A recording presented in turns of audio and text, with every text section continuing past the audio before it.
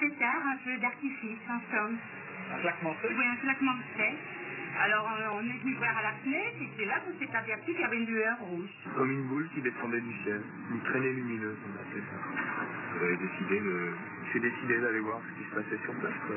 Vous n'avez pas senti qu'il y avait en face de vous quelque chose qui pouvait être hostile? Ah, Dieu, je vous le demande. Ah, je vous le demande. On va bien savoir. La France a peur. Cette fois, ça y est, le ciel lui tombe sur la tête. Mardi soir, aux alentours de 2 heures du matin, plusieurs centaines de témoins ont aperçu d'étranges lumières traverser notre ciel. Le coupable ne serait en fait qu'un satellite du CNES en désintégration dans l'atmosphère. Mais tous les Français ne sont pas convaincus. Certains pensent même que les autorités utilisent cette explication pour nous cacher le crash d'une soucoupe volante. Alors, ce qu'on vient d'entendre, c'est un magnifique pastiche d'un journal télévisé célèbre où Jean-Claude Bourret, présentateur culte de la fin des années 70, disait la France a peur. Ce qu'on entend avant, c'est des vraies archives, Anthony Cordet. Oui, ce sont des vraies archives de l'époque, donc des années 70, ou de la fin des années 70, donc de vrais témoins d'OVNI, donc des gens qui sont vraiment de toutes les catégories sociales, voilà, il y a vraiment tous les profils, et c'est ça qui est intéressant quand on fait des recherches.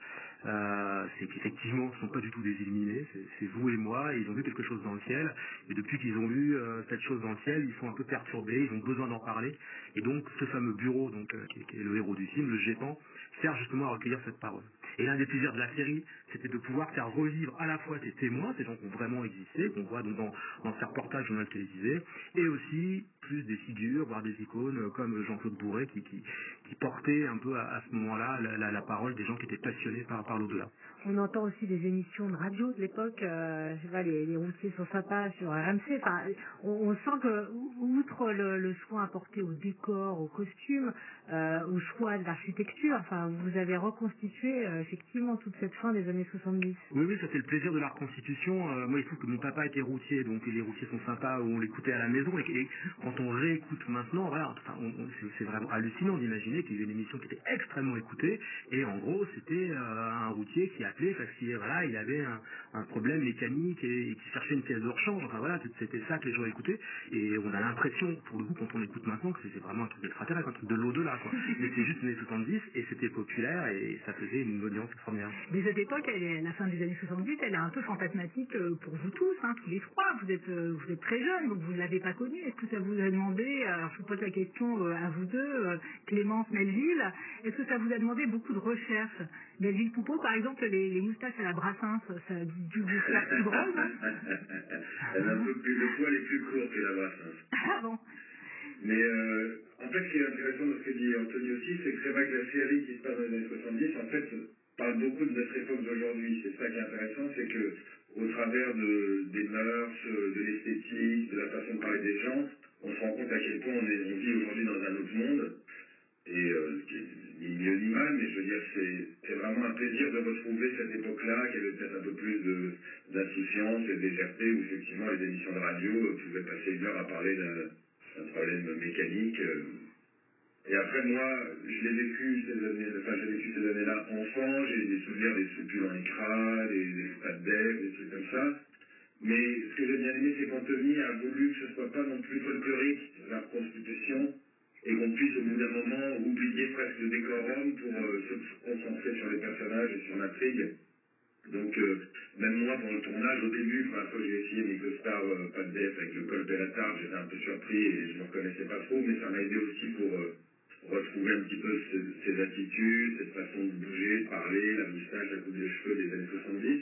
Mais très vite pendant le tournage, quand on était dans le vif du sujet, j'oubliais que le téléphone avait un cadran ou que j'avais un drôle de look, je jouais au premier degré, quoi. Et puis comme j'avais vécu ça petit, au bout d'un moment j'avais l'impression juste de vivre ma vie, alors que les autres acteurs qui étaient d'une autre génération beaucoup plus jeunes, eux hallucinaient toujours sur la taille des ordinateurs, la technologie de l'époque qui était très rudimentaire.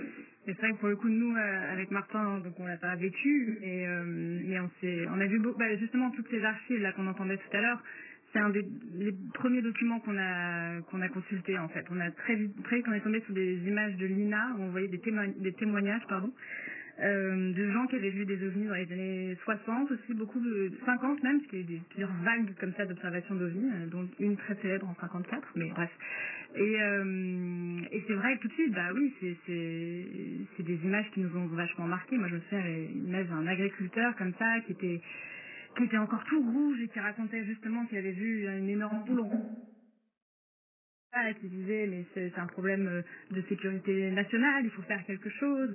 Et c'est vrai que voilà, ces images nous ont assez marqués, je pense. Et puis elles représentent vraiment cette époque-là. Et sur l'époque aussi, pardon, je m'embrouille un peu. À quel âge vous êtes allé aussi voir beaucoup de magazines, vous avez vu beaucoup de films, oui, tous voilà. les Chabrol, tous les Broca. C'est ça que je voulais dire, effectivement, il y a plein de films qu'on a vus de ces années-là, des films de Gérard Houry, moi les films de Blake Edwards aussi, que j'ai beaucoup vus quand j'étais petite. Donc on a vu beaucoup de films des années 70, on a consulté beaucoup d'ouvrages sur les ovnis, mais aussi des Paris Match de ces années-là.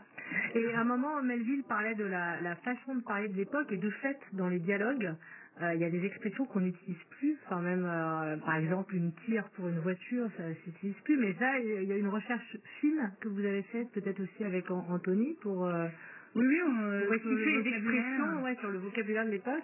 Oui, on s'était même acheté, je crois, un espèce de livre avec de l'argot de l'époque, mais c'est venu assez naturellement. Mais je pense que c'est vraiment, encore une fois, en regardant beaucoup d'images de ces époques-là, beaucoup d'archives, des JT aussi, vraiment, voilà, ces images des gens de l'époque qui parlent simplement. Je trouve qu'aussi à l'époque, il y avait moins de...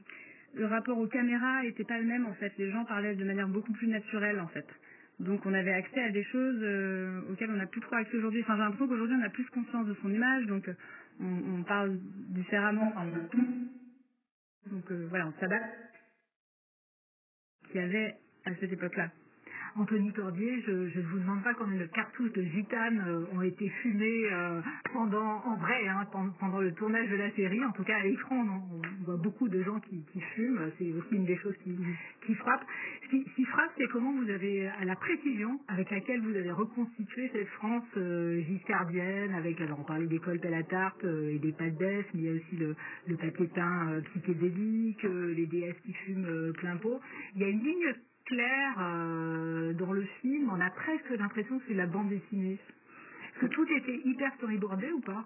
Non, pas très. Il y avait des séquences un tout petit peu compliquées, effectivement, avec les phénomènes paranormaux ou voilà, avec qui mettaient en scène des effets spéciaux. Donc là, c'est techniquement un peu compliqué pour moi. Donc j'avais storyboardé, mais en général, je storyboard pas. Donc on y va un peu à l'inspiration, mais c'est vrai que c'est venu petit à petit pendant la préparation. Donc moi, je suis né au début des 70, donc pour le coup, j'ai un peu vécu cette époque. C'était mon enfance, et dans l'équipe, il y avait beaucoup de gens de ma génération, et donc c'était, oui, une sorte de bain de jouvence en fait. À chaque fois qu'une voiture arrivait, on ouvrait la portière et le son de la portière rappelait le son de la portière de papa, sinon je parle beaucoup de papa, mais je sais pas pourquoi.